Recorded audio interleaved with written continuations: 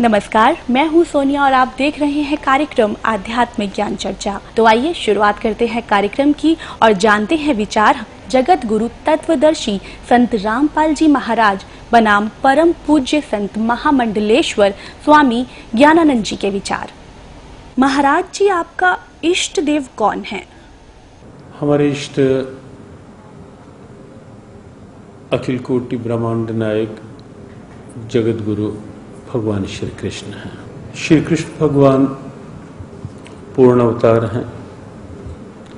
कृष्णस्तु भगवान स्वयं। महाराज जी, हमने सुना है कि ब्रह्मा, विष्णु और महेश भी किसी और की साधना करते हैं। ब्रह्मा, विष्णु, महेश सृष्टि के उत्पत्ति करता या सीधे शब्द कहें कर्ता, भरता, हरता के रूप में वो हैं। और मूल क्योंकि परमात्मा है तो इसलिए ब्रह्मा, विष्णु और शिव भी उस भगवान की आराधना करते ही हैं। महाराज जी, आपसे जानना चाहते हैं कि क्या ब्रह्मा जी, विष्णु जी, महेश जी की जन्म और मृत्यु होती है? जन्म और मृत्यु शब्द तो नहीं लगा सकते उनके साथ, लेकिन ये निश्चित है कि कहीं न कहीं उनकी आयु सीमा है।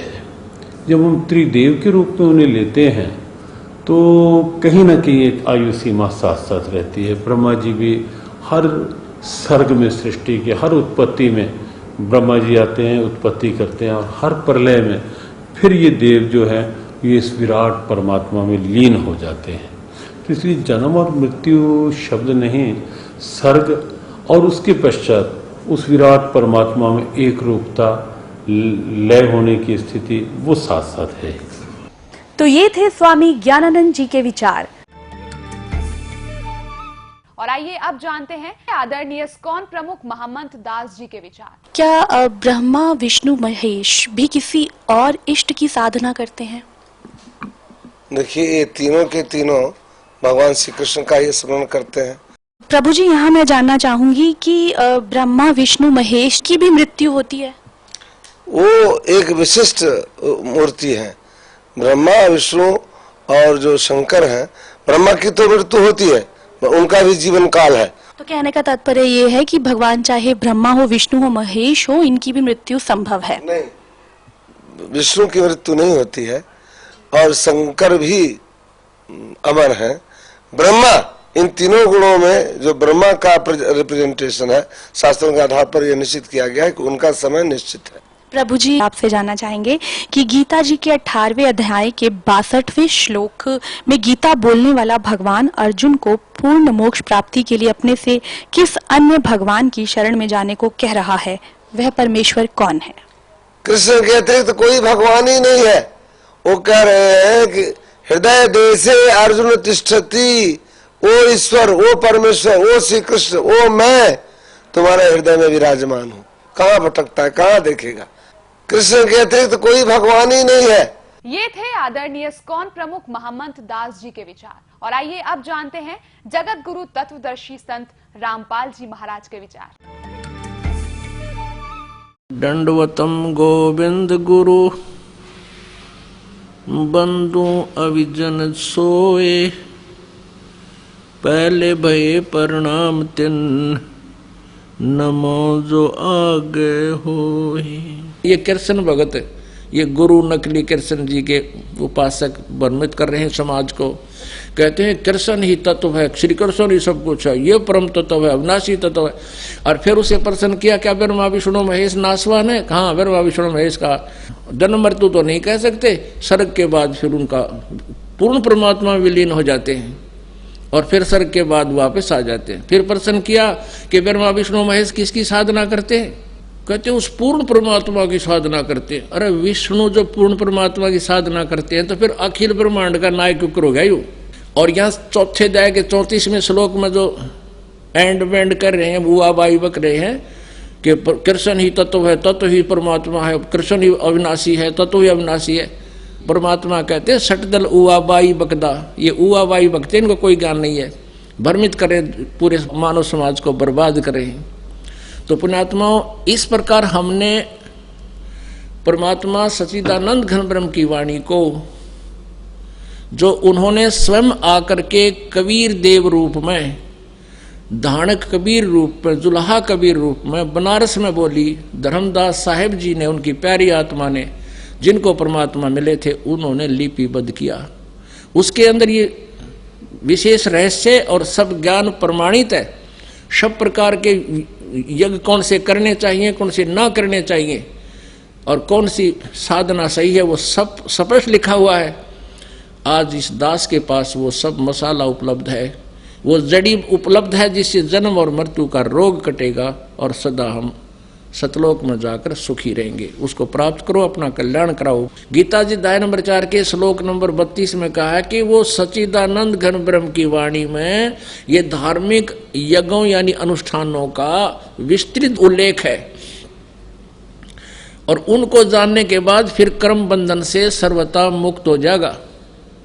उस ज्ञान को अब चौथे अध्याय के 33वें श्लोक में कहा है कि भाई दर्व यज्ञ से, यानी आंख मीच के कितना मंदिर का लठ कटवा दिया, कितना को दान धर्म कर दिया, कितना भंडारे करवा दिया, कितना कांबड़ बांट दिए। कहते हैं आंखें बंद करके दर्व यज्ञ करने की अपेक्षा वो ज्ञान यज्ञ श्रेष्ठ है। वो ज्ञान यज्ञ ही श्रेयकर है, वही लाभदायक है। ज्ञान यज्ञ का तात्पर्य सत्संग, तत्वदर्शी संत के वचन, उनको सुनना चाहिए। उसके बाद फिर उसके बताए अनुसार विधिवत साधना करने से और दान करने से लाभ होगा। वैसे मनमाना आचरण करने से कोई लाभ नहीं होगा।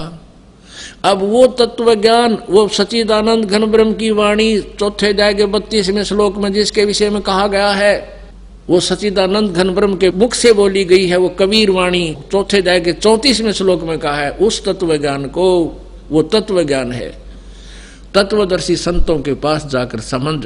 उस तत्व ज्ञान से तो गीता ज्ञानदाता यानी ब्रह्म भी अपरिचित है, वो अल्पज्ञ है, वो कंप्लीट ज्ञान नहीं रखता।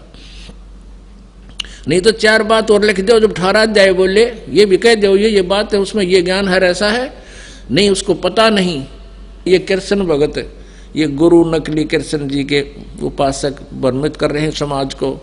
कहते हैं कृष्ण ही तत्व है, तत्व ही भगवान है, भगवान ही सब कुछ है, श्री कृष्ण ही सब कुछ है, ये परम तत्व है, अविनाशी तत्व है। गीता ज्ञान दाता ने गीता जी अध्याय नंबर 4 के श्लोक नंबर 25 से लेकर 31 तक बताया है कि कोई देवताओं की पूजा करता है और कोई यज्ञ करता है, कोई स्वाध्याय ही करता है, कोई तीक्ष्ण अहिंसावादी व्रत करता है, जैसे मुंह पर पट्टी बांध ली, नंगे पांव घूमते हैं।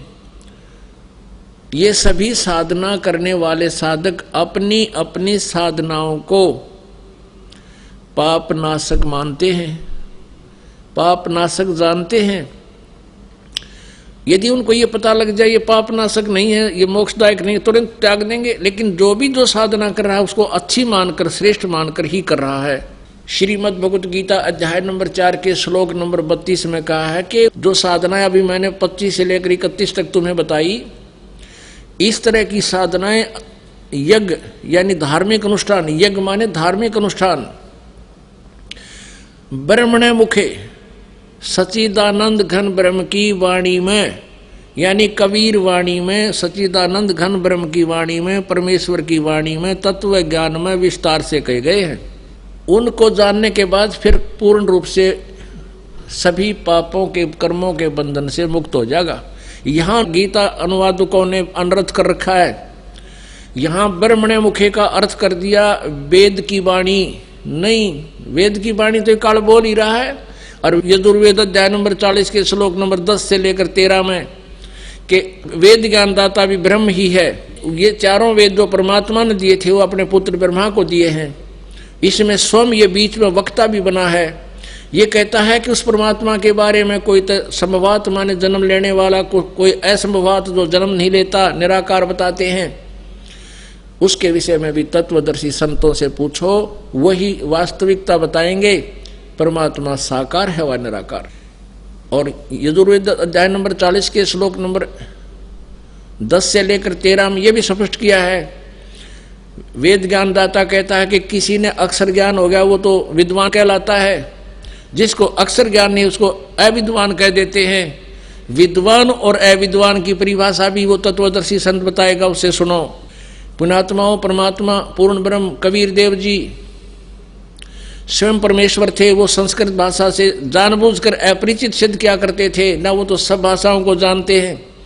इसलिए उन्होंने ये राज रखा था कि कहीं आने वाले समय में जो अब परमात्मा ने ये खोलना था भेद, ये अज्ञानी ये टांग ना अड़ा दें कि कबीर जी भी शिक्षित थे, इन्होंने वेदों को गीता को पढ़ लिया होगा। नहीं, तो कहने का भाव ये है कि ये कबीर परमेश्वर 600 वर्ष पहले यही ज्ञान दिया करते थे। उन्हीं का दिया हुआ ज्ञान दास आज आपके समक्ष कर रहा है।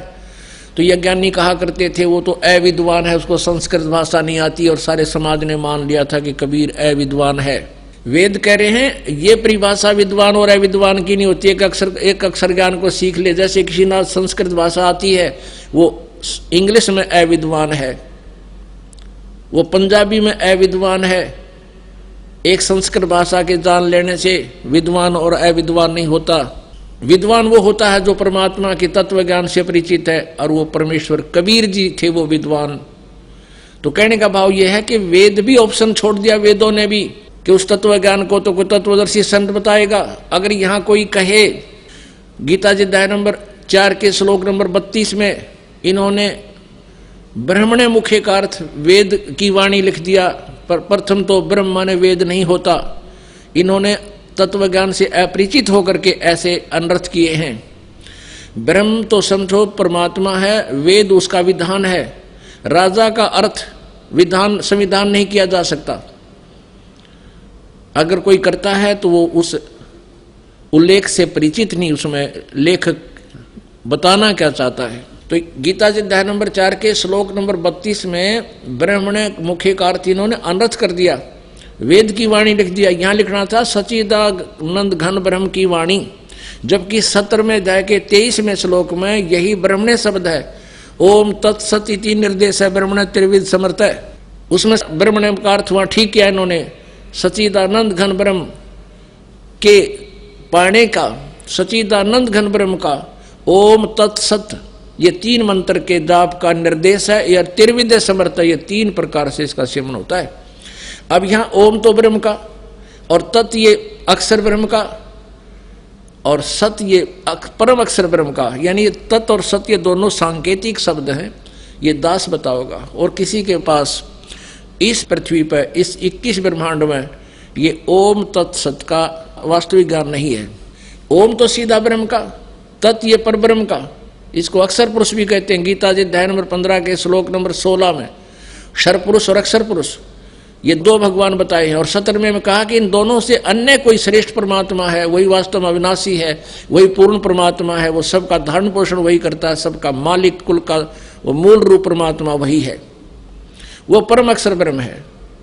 तो ये ओम तो इस सरपुरुष का यानी ब्रह्म का जाप है, काल का, जो ये स्वयं भी स्वीकार कर रहा गीता जी अध्याय नंबर 8 के श्लोक नंबर 13 में। और तत् और सत, तत् ये परब्रह्म का है, ये गुप्त है, ये दास बताएगा। और सत्य ये भी गुप्त है, ये परम अक्षर ब्रह्म का मंत्र है। इन तीनों को मिलकर इनकी 3 प्रकार से विधि है सिमरण करने की, और इसका जाप करने से वो पूर्ण मोक्ष प्राप्त होता है, जहां जाने के बाद फिर कभी जन्म मृत्यु नहीं होती, वो शाश्वत स्थान प्राप्त होता है। तो उसके लिए ऑप्शन छोड़ दिया कि वो तत्वदर्शी संत बताएंगे। महाराज जी, आपसे यहाँ ये भी जानना चाहेंगे कि गीता जी के अध्याय 4 के श्लोक नंबर 34 में तत्वदर्शी संत से तत्व ज्ञान समझने के लिए कहा है। वह तत्वदर्शी संत कौन है तथा उसकी पहचान क्या है? ये बड़ा गहरा और कुछ जटिल सा प्रश्न है। श्लोक बहुत महत्वपूर्ण है और भगवान श्री कृष्ण की बड़ी सीधी प्रेरणा है इस श्लोक में। तद्विद्धि प्रणिपातेन परिप्रश्नेन सेव्यः उपदेक्ष्यन्ति ते ज्ञानम ज्ञानिनः तत्वदर्शिनः। भगवान ने कहा उस ज्ञान की प्राप्ति के लिए तो तत्वदर्शी महापुरुष का आश्रय ले। एक बात तो ये है कि भगवान कृष्ण सर्वज्ञान संपन्न है। तत्वदर्शी महापुरुष वो हैं जिन्होंने उस तत्व का साक्षात्कार लिया है। तत्व स्वयं परमात्मा है, स्वयं परमात्मा श्री कृष्ण है। श्री कृष्ण ये वाणी बोल रहे हैं। लेकिन फिर भी एक परंपरा का निर्वाह कर रहे हैं कि महापुरुषों के द्वारा ये ज्ञान मिलेगा, गुरु परंपरा से ज्ञान मिलेगा। तो जो तत्वदर्शी की बात है वो बात है कि जो परमात्म तत्व सबके भीतर है, जो चेतन तत्व सबके भीतर है, जिसने उस तत्व से एक रूपता कर ली है, जो केवल जड़ता में नहीं जी रहा, चेतना में जी रहा है, जो केवल बाहर के आकर्षणों में नहीं जी रहा, अंदर उस ईश्वरीय भाव की प्रियता में जी रहा है, वही तत्वदर्शी है। जहां तक पहचान की बात है, पहचान तो जब हम किसी ऐसे महापुरुष के सन्निधि में होंगे तो स्वतः यदि हमारे मन की जिज्ञासा है तो उस महापुरुष का भाव हमें ईश्वरीय भाव की ओर प्रेरित करता हुआ दिखेगा। उस महापुरुष की सन्निधि से हमारे भीतर की बुराइयों का दमन होता दिखेगा, भीतर की अच्छाइयाँ प्रकट होती दिखेंगी और हमें भी लगेगा कि इस महापुरुष की स्थिति, आनंद, सहजता हमें भी उस दिव्यता की ओर, उस तत्व की ओर आकर्षित करती हुई दिखेगी। पहचान तो सन्निधि से स्वतः होने लगती है। बाह्य रूप में हम कहें तो बाह्य रूप में लक्षण, बाह्य वेशभूषा पहचान नहीं है, बाहर का कोई लक्षण पहचान नहीं है। पहचान तो अंदर की अवस्था ही है, जो गीता ने स्थित प्रज्ञ के रूप में कही कि संसार में रह रहा है लेकिन संसार की चाह नहीं है, संसार में रह रहा है लेकिन अनुकूल प्रतिकूल परिस्थितियों में अपने आप को सम रखे हुए है, जो मिल गया जैसा है उसमें संतुष्ट है, प्रसन्न है। ऐसे ढेरों लक्षण गीता ने बताए। तो ये थे स्वामी ज्ञानानंद जी के विचार। और आइए अब जानते हैं जगत गुरु तत्वदर्शी संत रामपाल जी महाराज के विचार। गीता जी अध्याय नंबर 8 के श्लोक नंबर 13 में गीता ज्ञानदाता श्री कृष्ण में प्रवेश करके ये ब्रह्म बोल रहा है, काल बोल रहा है, ये कहता है कि ओम इति एकाक्षरम ब्रह्म व्यवहारन माम अनुसमरण ये प्रयाति तदंदेहम स याति परमाम गतिम। मुझ ब्रह्म का एक अक्षर ओम है, यही मेरा मंत्र है। उच्चारण करके सिमरण करता हुआ ये प्रयाति तदंदेहम, जो शरीर छोड़कर जाता है, स याति परमाम गतिम, यानी वह ओम से मिलने वाले उस गति को प्राप्त होगा जो ओम के जाप से जो परम गति होती है, यानी ब्रह्मलोक प्राप्ति होती है, उसको प्राप्त होगा। और गीता जी अध्याय नंबर 8 के श्लोक नंबर 16 में स्पष्ट किया है कि ब्रह्मलोक पर्यंत भी ये सभी प्राणी पुनरावर्ती में हैं। वहां गए प्राणी भी जन्म मृत्यु में आते हैं, पुनः अक्षीण होते ही फिर पृथ्वी लोक पर आते हैं। तो ये भी मोक्ष नहीं हुआ, परम कल्याण नहीं हुआ। गीता ज्ञानदाता ब्रह्म स्वयं कह रहा है चौथे अध्याय के 5वें और 9वें श्लोक में, दूसरे अध्याय के 12 श्लोक में गीता जी में कि अर्जुन तेरे और मेरे बहुत जन्म हो चुके, तू नहीं जानता मैं जानता हूं। मेरे जन्म और कर्म अलौकिक हैं। इसलिए कहा कि अर्जुन 18वें अध्याय के 62वें श्लोक में तू सर्वभाव से उस परमेश्वर की शरण में जा जिसकी कृपा से तू परम शांति और सनातन परम धाम को प्राप्त होगा। उस परमात्मा के बारे में, तत्ब्रह्म के बारे में बहुत जगह प्रमाण दिए हैं। दूसरे अध्याय के 17वें श्लोक में गीता जी में कहा कि अविनाशी तो उसको जान जिसको मारने में कोई समर्थ नहीं है। और दूसरे अध्याय के 12वें श्लोक में स्वयं अपने आप को नाशवान बता रहे हैं। तो कोई और प्रभु है जो ब्रह्म बता रहा है कि उसकी पूजा करनी चाहिए, और उसका मंत्र जो है वो तत्वदर्शी संत बताएगा। चौथे अध्याय के 34वें श्लोक में कहा है कि मैं नहीं जानता। उस तत्वदर्शी संत की खोज कर, जो चौथे अध्याय के 32वें श्लोक में जिस सच्चिदानंद घन ब्रह्म की वाणी में विस्तार से कहे गई धार्मिक यज्ञ हैं, अनुष्ठान हैं, क्रियाएं हैं की जानकारी है, वो तत्व ज्ञान है। उसको किसी तत्वदर्शी संत के पास जाकर समझ, उनको दंडवत प्रणाम करने से, कपड़ छोड़कर प्रसन्न करने से वो तत्वदर्शी संत तुझे परमात्मा की जानकारी देंगे। फिर उस तत्वदर्शी संत की पहचान बताई है 15वें अध्याय के प्रथम मंत्र में कि उल्टे लटके हुए संसार रूपी इस वृक्ष के उल्टा लटका हुआ संसार रूपी वृक्ष है, ऊपर को जड़ है और नीचे को तीनों गुण रूपी शाखा है। गीता ज्ञानदाता ने केवल इतना बताया है और साथ में ये कहा कि इसके सभी पार्ट को, सभी विभागों को, तना कौन है, जड़ कौन है, डार कौन है, शाखा कौन है, पत्ते क्या है, जो इन सभी को बता देगा स वेदवित, वो तत्वदर्शी संत है। परमेश्वर कबीर देव जी स्वयं आते हैं और ये तत्व ज्ञान स्वयं अपना बताते हैं, अपनी महिमा आप ही सुनाते हैं, अपने द्वारा रची हुई सृष्टि को स्वयं ही बताते हैं। क्या बताते हैं? अक्षर पुरुष एक पेड़ है, निरंजन वाकी डार और तीनों देवा शाखा है, ये पात रूप संसार। अब थोड़ा सा ये सृष्टि रूपी आपको दिखाते हैं संसार। देखिएगा, परमेश्वर ने गीता जी अध्याय नंबर 15 के श्लोक नंबर 1 में कहा है, ऊर्ध्व मूलम अधः शाखम,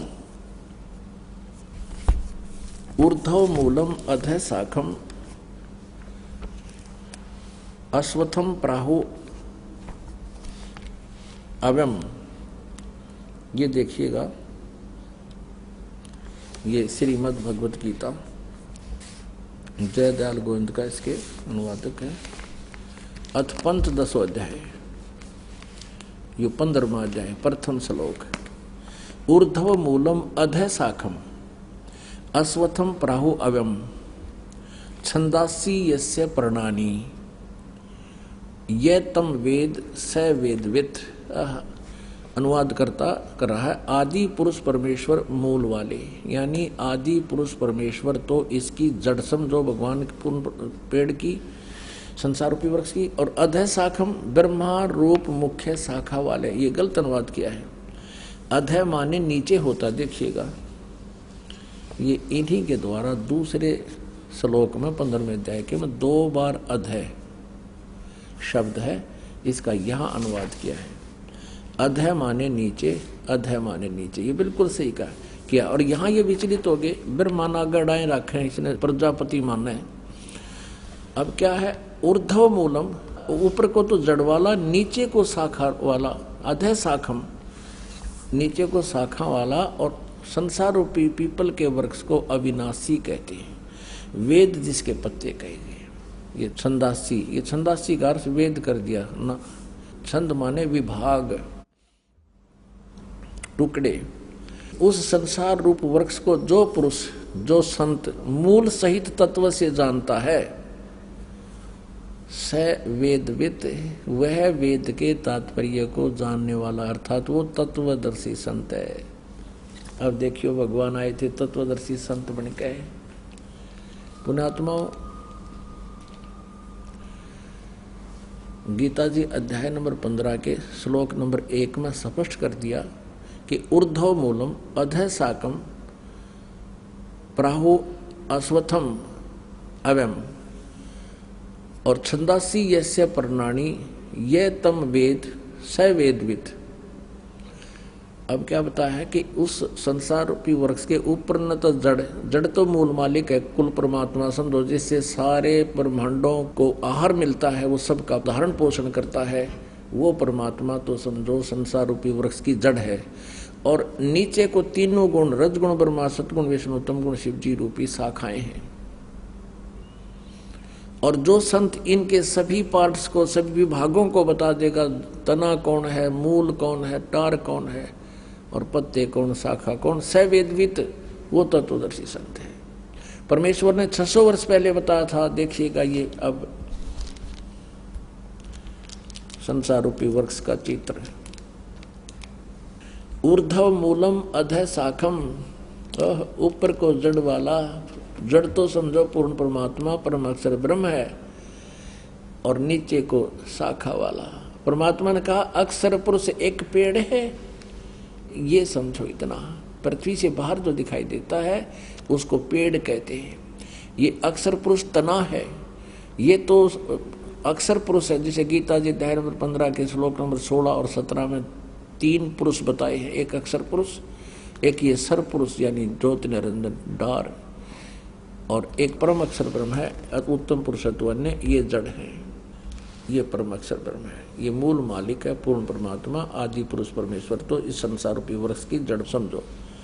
तो क्या बताया परमात्मा ने कि अक्षर पुरुष एक पेड़ है और ज्योत निरंजन हुआ की डार, इसको सरपुरुष भी कहते हैं, ब्रह्म भी कहते हैं, इसको काल भी कहते हैं।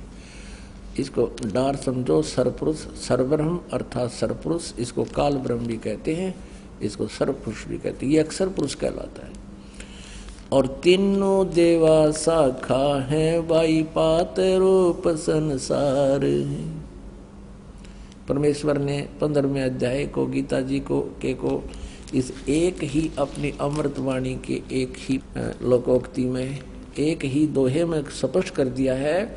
कबीर अक्षर पुरुष एक पेड़ है, निरंजन वाकी डारे, तीनों देवा शाखा है, पाते रूप संसार। अब ये इतना बताया कि अक्षर पुरुष एक पेड़ है, निरंजन ये काल समझो, ये एक इसकी एक डार है, और इसके 3 पुत्र, ये 3 शाखाएं हैं, रजगुण ब्रह्मा सतगुण विष्णु तमगुण शिव जी, और आप जी यहाँ पर हैं, हम यहाँ पर हैं आगे। अब ध्यान करना, हम यहाँ पर हैं आगे। अपने आत्माओं, श्रीमद् भगवत गीता अध्याय नंबर 15 में ये स्पष्ट कर दिया कि ऊपर को जड़ वाला, नीचे को तीनों गुण रूपी शाखा वाला, ये उल्टा लटका हुआ एक संसार रूपी वृक्ष है। जड़ तो समझो परम अक्षर ब्रह्म है, ये पूर्ण परमात्मा है, और नीचे की तीनों गुण रूपी शाखा बता दी काल ने, और कुछ नहीं बताया।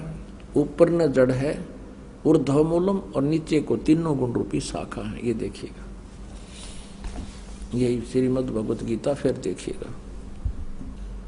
ये आप पढ़ रहे हैं, अभी आपने 15वें अध्याय का प्रथम मंत्र पढ़ लिया। जो संत इस संसार रूपी वृक्ष को मूल सहित जड़ते लेकर पत्याते कति सही बता देगा, स वेदविद, वह वेद के तात्पर्य को जानने वाला। आगे देखना 2 में क्या कहा है कि उस संसार वृक्ष की तीनों गुण रूप है, जल से बड़ी हुई नहीं है, तीनों गुण रूप है। विषय पर वाला, ये भी देख लियो साथ में, विषय पर वाला शाखा, ये विषय विकारों वाली तीनों गुण रूपी शाखाएं हैं। इसका सीधा अर्थ बनता है, न तो और कुछ लिख रखा है। वो नीचे और ऊपर फैली हुई है मनुष्य लोक में, कर्मों के बंधन में कर्मानुसार बांधने वाली, जैसा जिसका कर्म है उस तरह रोके रखने वाली की भी ये मुख्य कारण है। मूलानी, ये तीनों गुण, रजगुण ब्रह्मा सतगुण विष्णु और तमगुण शिव जी, ये जीवों को कर्मानुसार यहाँ बांधे रखती हैं, यहाँ फंसाए रखते हैं। ऊपर और नीचे व्यापत हो रही है तीनों, यानी ब्रह्मा विष्णु महेश जी की जो स्थिति है, इनका जो प्रभुता है इस पृथ्वी लोक पर, नीचे पाताल लोक पर और ऊपर स्वर्ग लोक पर, इनमें एक एक विभाग के मंत्री हैं। ये रजगुण विभाग के ब्रह्मा जी, सतगुण विभाग के विष्णु जी, तमगुण विभाग के शिव जी। अब हमने ये देखना है कि रजगुण ब्रह्मा है, सतगुण विष्णु, तमगुण शिव जी, तब हम इस पवित्र सदग्रंथ गीता जी को समझ पाएंगे। इसके लिए हम आप सहयोग लेंगे पवित्र श्रीमद् देवी भागवत दुर्गा पुराण का, संस्कृत सहित, ये हिंदी टीका सहित। ये कहाँ से छपी है?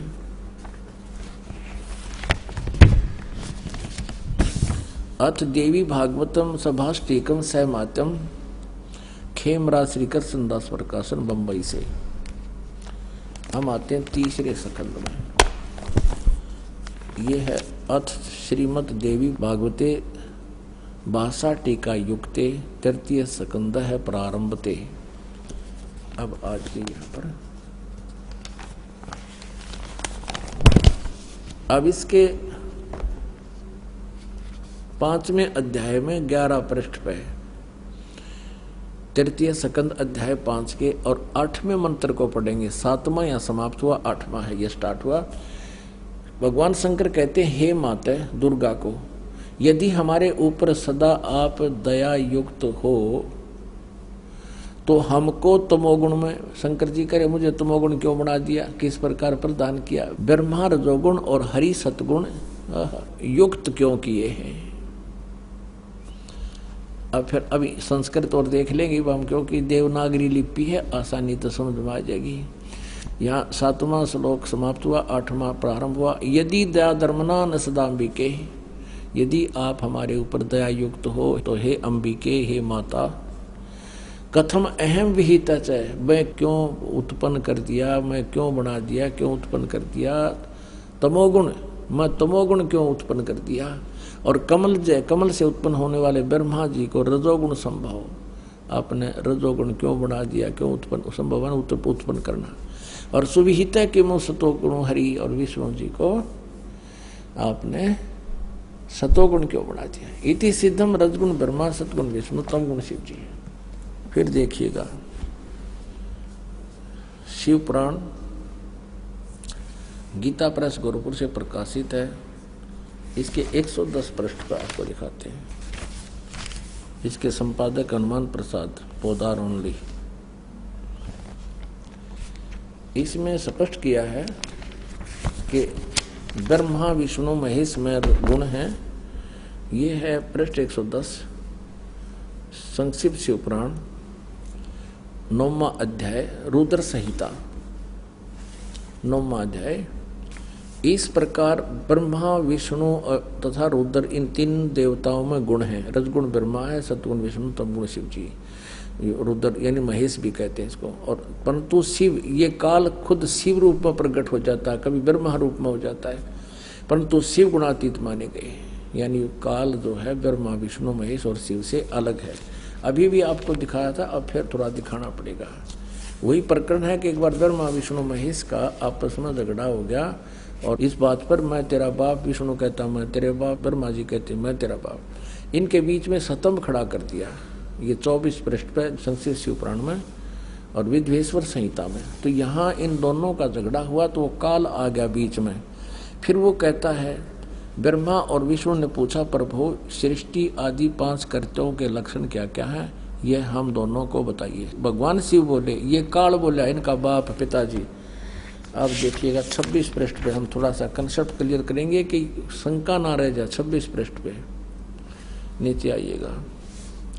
यो काल बोला, पुत्रों तुम दोनों ने तपस्या करके प्रसन्न हुए मुझ परमेश्वर से सृष्टि और स्थिति नामक 2 कृत प्राप्त किए। और इसी प्रकार मेरी विभूति स्वरूप रुद्र और महेश ने, एक मैं नहीं है, ने 2 अन्य उत्तम कृत संहार और तिरोभाव मुझसे प्राप्त किए। इससे सिद्ध हो गया कि ब्रह्मा विष्णु महेश से अलग है ये शिव पुराण बोलने वाला। तो ये सिद्ध हो गया कि रजगुण ब्रह्मा है, सतगुण विष्णु, तमगुण शिव जी। और बताते हैं, क्योंकि जब तक हम एक कंसेप्ट को क्लियर करके आगे नहीं चलेंगे तो आपका सत्संग सुनना या सुनना बराबर रहेगा। और एक बार इसको ढंग से सुन लोगे फिर सदा का सुख हो जाएगा। अब देखिए एक और बताते हैं देवी भागवत में, फिर 123 पृष्ठ पे। ये गीता प्रेस के रूप से प्रकाशित है और इसके अनुवादक कौन है? हनुमान प्रसाद पोदार चमनलाल गोस्वामी। ये गीता प्रेस गोरखपुर से प्रकाशित है।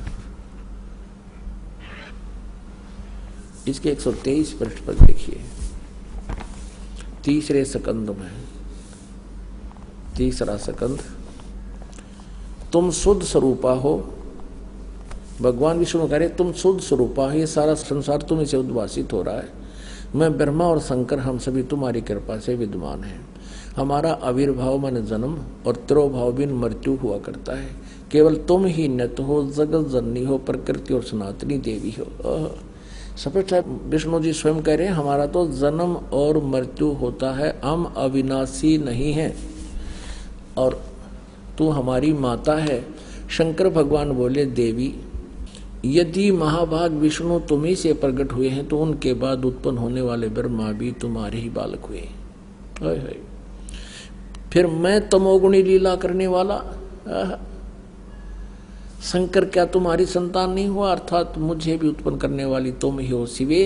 संपूर्ण संसार की सृष्टि करने में तुम बड़ी चतुर हो।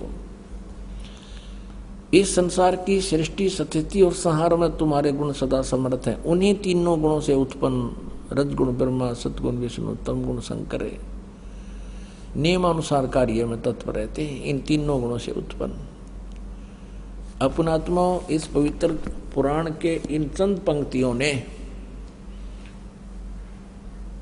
इस पवित्र देवी पुराण की चंद पंक्तियों ने ये 4 कंसेप्ट क्लियर कर दिए।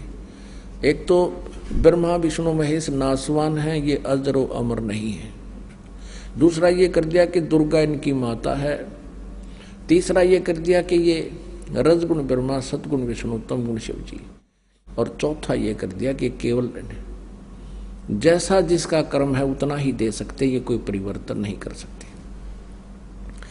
अब हमने इसको समझने के लिए गीता जी को सबसे पहले ये कंसेप्ट क्लियर होना चाहिए कि रजगुण ब्रह्मा है, सतगुण विष्णु, तमगुण शिव जी। तब ये, क्योंकि गीता जी चारों वेदों के संक्षिप्त वर्णन है इसमें और कोड वर्डों में है, इसको तत्वदर्शी संत बताओगा, ये गीता ज्ञानदाता स्वयं कह चुका है। अब देखिएगा मार्कंडेय पुराण में, मार्कंडेय पुराण सचित्र मोटा टाइप, गीता प्रेस गोरखपुर से प्रकाशित है। इसके 123 पृष्ठ पर देखिएगा। इस प्रकार स्वयंभू परमात्मा की 3 अवस्थाएं हैं। रजगुण प्रधान ब्रह्मा, तमोगुण प्रधान रुद्र, सत्व प्रधान विश्वपालक विष्णु है। और यही 3 देवता हैं और यही 3 गुण हैं। रजगुण ब्रह्मा, सतगुण विष्णु, तमगुण शिव जी, ये तीनों गुण भी कहलाते हैं इति सिद्धम। पुण्यात्माओं, अब हम श्रीमद् देवी भागवत को बहुत आसानी से समझेंगे। देखिएगा, ये श्रीमद् देवी भागवत जयदाल गोविंद का इसके अनुवादक हैं, गीता प्रेस गोरखपुर से प्रकाशित है। ये 15वें अध्याय का, हम 15 अध्याय का प्रथम मंत्र हमने पढ़ लिया। और दूसरा ये है कि इस संसार की तीनों गुण रूप, रजगुण ब्रह्मा, सतगुण विष्णु, तमगुण शिव जी रूप, ये शाखाएं हैं। यहाँ देखिएगा, विषय परवाला शाखा, विषय परवाला शाखा, विषय भोग यानी विकारों वाली ये शाखाएं ऊपर और नीचे फैली हुई हैं। मनुष्य लोक में कर्मों के बंधन में कर्मानुसार बांधने वाली भी ये तीनों गुण ब्रह्मा विष्णु महेश बांधन की मुख्य कारण हैं, जड़ हैं। जो कारण बीमारी की जड़ ये है, और नीचे और ऊपर फैली हुई है। सभी लोकों में नहीं, केवल 3 लोकों में, ऊपर और नीचे। तीसरे में कहा है, इस संसार वृक्ष का स्वरूप जैसा कहा है वैसा यहाँ विचार काल में नहीं पाया जाता। विचार काल माने गीता ज्ञानदाता कहता है, इस संसार रूपी वृक्ष के बारे में मुझे जो जानकारी है वह पूर्ण नहीं है। तेरे मेरे इस विचार काल में गीता जी के डिस्कशन में मैं कंप्लीट नहीं बता पा रहा। इस संसार रूपी वृक्ष का स्वरूप अर्थात ब्रह्मांड की सृष्टि रचना के बारे में जैसा कहा है वैसा यहाँ विचार काल में यानी गीता जी के ज्ञान में नहीं पाया जाता, क्योंकि न तो इसका आदि है, मुझे इसका आदि और अंत का पता नहीं है, और न इसकी अच्छी तरह प्रकाशित थी है, क्योंकि मैं नहीं जानता। इसलिए इस सुविरुद्ध मूलम अहमता ममता वासना नहीं, अति दृढ़ मूल वाले यानी अविनाशी परमात्मा रूपी तो जड़ है, वो तो अविनाशी है, कभी नाश में आता नहीं। वो दृढ़ मूल माने अविनाशी परमात्मा रूपी मूल वाले संसार रूपी पीपल के वृक्ष को दृढ़ेन माने दृढ़, असंग शस्त्रेण इन वैराग रूप शस्त्र द्वारा काट कर नहीं, तत्व ज्ञान रूपी शस्त्र द्वारा काट कर यानी तत्व ज्ञान से अच्छी तरह समझकर उसके पश्चात ये चौथा श्लोक में स्पष्ट कर दिया। उसके पश्चात उस परम पद रूप परमेश्वर को भली भांति खोजना चाहिए, जिसमें गए हुए पुरुष यानी साधक फिर लौटकर संसार में कभी नहीं आते, और जिस परमेश्वर से इस पुरातन संसार वृक्ष की प्रवृत्ति विस्तार को प्राप्त हुई है, जिसने सारे ब्रह्मांडों की रचना की है जिस भगवान ने, और उसी आदि पुरुष नारायण के मैं शरण हूँ, इस प्रकार दृढ़ निश्चय करके उसी परमेश्वर का मनन और निधि ध्यान करना चाहिए। यानी पद माने पूजा कर, गीता ज्ञानदाता कहता उसी की पूजा करनी चाहिए, जहां जाने के बाद फिर लौटकर संसार में कभी नहीं आते। पुण्यात्माओं, प्रसंग चला था कि सतयुग के ब्राह्मणों ने कह का भी नहीं बेरा, और ये कलयुग के तो बताए रखे हैं, आपने पढ़ लिया बार बार, कहता भी शोभा ना देता। और सतयुग के ब्राह्मणों की ये स्थिति है कि वो दुर्गा की पूजा करते थे, वेद के पूर्ण विद्वान माने जाते थे। ओए होए, दुर्गा कहती है नहीं, मेरी पूजा भी छोड़ दो, ब्रह्म की साधना करो। उसका ओम नाम है, ब्रह्मलोक में रहता है, वहां चले जाओगे। और ब्रह्म कहता है कि नहीं, मैं भी नासवान हूं, मेरे भी जन्म मृत्यु होते हैं और तेरे भी जन्म मृत्यु होते हैं। 15वें अध्याय का 1 से लेकर 4 में स्पष्ट कर दिया कि तू तत्वदर्शी संत से ये ज्ञान प्राप्त करके और फिर उसके पश्चात परमेश्वर के उस परम पद की खोज करनी चाहिए, जहां जाने के बाद फिर कभी जन्म मृत्यु नहीं होती।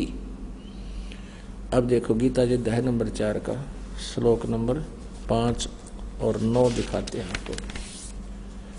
अध्याय नंबर 4 और ये श्लोक नंबर 5 यहाँ पर है। इसका अनुवाद यहाँ किया है। हे प्रणतम अर्जुन, मेरे और तेरे बहुत जन्म हो चुके हैं। हे प्रणतम अर्जुन, मेरे और तेरे बहुत से जन्म हो चुके हैं, उन सबको तू नहीं जानता, मैं जानता हूँ। अब 9 में, ये चौथे अध्याय का 9वां। हे अर्जुन, मेरे जन्म और कर्म दिव्य अर्थात अलौकिक हैं। अध्याय नंबर 2 का श्रीमद् भगवद गीता और 12 श्लोक है। न तो ऐसा ही है कि मैं किसी काल में नहीं था, अथवा तू नहीं था, अथवा ये राजा लोग नहीं थे, और न ऐसा ही है कि इससे आगे हम सब नहीं रहेंगे। स्पष्ट हो गया। ये गीता ज्ञानदाता कहता है कि हम पहले भी थे, ना सोचा पहले ना थे, आगे ना होंगे, आगे भी होंगे, जन्म मृत्यु तुम्हारे होते रहेंगे। अब 17वें श्लोक में, दूसरे अध्याय का 17वां श्लोक देखिएगा। इसमें कहा कि नाश रहित तो उसको जान, जिससे ये संपूर्ण जगत दृश्य वर्ग व्याप्त है, इस अविनाशी का विनाश करने में कोई भी समर्थ नहीं है। और 18वें अध्याय के 62वें श्लोक में इसीलिए कहा कि अर्जुन तू सर्वभाव से उस परमेश्वर की शरण में जा। 18वां का है 62वें श्लोक में, हे अर्जुन सब प्रकार से उस परमेश्वर की शरण में जा। सब प्रकार माने सबकी पूजाएं त्याग कर उसी शरण में जा। उस परमात्मा की कृपा से ही तू परम शांति को तथा सनातन परम धाम को प्राप्त होगा, फिर तेरी जन्म मृत्यु नहीं होगी। पुण्यात्मा, कुछ भक्त जन ये समझते हैं कि संत रामपाल जो है ब्रह्मा विष्णु महेश की जो है ना आलोचना करता है। नहीं, और ये भी कहते हैं कि ब्रह्मा विष्णु महेश जी की पूजाएं छुड़वाता है। पुण्यात्मा, ना तो कुछ छोड़ना है, हमने अपनी साधना को शास्त्र अनुकूल करना है, जो हमारे सदग्रंथों में लिखा, जिससे हमें लाभ होगा। जैसे संसार रूपी एक वृक्ष है, अभी आपने देखा, और पुण्यात्मा आप जी ने कोई आम का पेड़ बोना है, आप जी ने कोई भक्ति कर्म करना है, आम का पौधा बीजना है, तो कैसे बीजोगे? उसको जड़ की तरफ से गमले में तो पौधा बनाओगे और फिर मिट्टी में भी गड्ढा खोद कर जड़ की तरफ से लगाओगे, और फिर जड़ की सिंचाई करोगे, मूल की, जड़ों की। तो जड़ की यानी मूल की सिंचाई करने से संसार रूपी ये पौधा बड़ा होगा और फिर टहनिया के फल होंगे, लगेंगे। परमात्मा कहते हैं अक्षर पुरुष एक पेड़ है, निरंजन वा की डार, और तीनों देवा शाखा हैं, ये पात रूप संसार। अब देखिएगा, सीधा बीजा हुआ लगाया हुआ भक्ति रूपी पौधा, ये है एक पौधे को बीजने का प्रॉपर वे, सुचारू विधि ये है। नीचे को जड़ है, जड़ को मिट्टी में या गमले में पौधा बनाया है, फिर इसको गड्ढा खोद कर मिट्टी में डाला जाए और फिर जड़ की पूजा करे। फिर इससे क्या होगा कि ये सब टहनियां बढ़ जाएंगी, ये देवता। आहा। और हम क्या कर रहे हैं, हम उल्टा कर रहे हैं। हमने ब्रह्मा विष्णु महेश यानी टहनियों की तब पूजा शुरू कर दी और जड़ की पूजा छोड़ दी। हमने साधना शास्त्र विरुद्ध शुरू कर रखी है। और परमात्मा यही कहा करते, ये दास भी यही कहता है, परमेश्वर कहा करते थे कि इसको ऐसे कर लो। एक कै साध्य सब सदे है, सब साध्य सब जावे। सब साधन थे सारा नष्ट हो गए थे, पौधा उगना ही नहीं, लगना ही नहीं।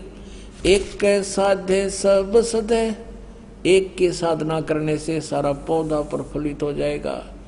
और सब साध्य सब जावे, माली यानी समझदार व्यक्ति जो सही प्रोसीजर से परिचित है।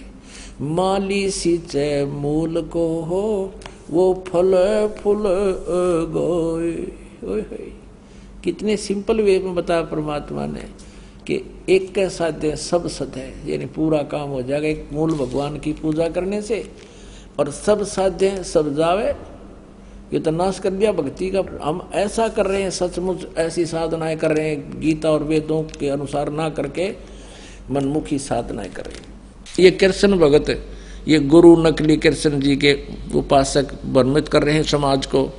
कहते हैं कृष्ण ही तत्व है, श्री कृष्ण ही सब कुछ है, ये परम तत्व है, अविनाशी तत्व है। और फिर उसे प्रश्न किया, क्या ब्रह्मा विष्णु महेश नाशवान है? कहाँ ब्रह्मा विष्णु महेश का जन्म मृत्यु तो नहीं कह सकते, स्वर्ग के बाद फिर उनका पूर्ण परमात्मा विलीन हो जाते हैं और फिर स्वर्ग के बाद वापस आ जाते हैं। फिर प्रश्न किया कि ब्रह्मा विष्णु महेश किसकी साधना करते हैं? कहते उस पूर्ण परमात्मा की साधना करते हैं। अरे विष्णु जो पूर्ण परमात्मा की साधना करते हैं तो फिर अखिल ब्रह्मांड का नायक हो गया यू। और यहाँ चौथे अध्याय के 34वें श्लोक में जो एंड वेंड कर रहे हैं, बुआ बाई बक रहे हैं कि कृष्ण ही तत्व है, तत्व ही परमात्मा है, कृष्ण ही अविनाशी है, तत्व ही अविनाशी है। परमात्मा कहते हैं सटदल उआ बाई बकदा, ये उआ बाई बकते इनको कोई ज्ञान नहीं है, भ्रमित करें, पूरे मानव समाज को बर्बाद करें। निरंजन धन तेरा दरबार, निरंजन धन तेरा दरबार, जहाँ पर तनिक ना न्याय विचार। वैसा उड़ मुल मुल खासा, गल मोतियों के आर। वैसा उड़ मुल मुल खासा, गल मोतियों के आर। पतिव्रता को मिले न खादी, ये सूखा नरस आहार। निरंजन धन तेरा दरबार, निरंजन धन तेरा दरबार, जहाँ पर तनिक ना न्याय विचार। पाखंडी की पूजा जग में, संत को कहें लबाड़। पाखंडी की पूजा जग में, संत को कहें लबाड़। अज्ञानी को परम विवेकी, ज्ञानी को मूढ़ गंवार। निरंजन धन तेरा दरबार, निरंजन धन तेरा दरबार, जहाँ पर तनिक न न्याय विचार। कह कबीर सुनो भाई साधो, यहाँ सब उल्टा व्यवहार। कहे कबीर सुनो भाई साधो, यहाँ सब उल्टा व्यवहार। सच्चों को तो ये झूठा बतावें, इन झूठों का एतबार। निरंजन धन तेरा दरबार, निरंजन धन तेरा दरबार, जहाँ पर तनिक ना न्याय विचार।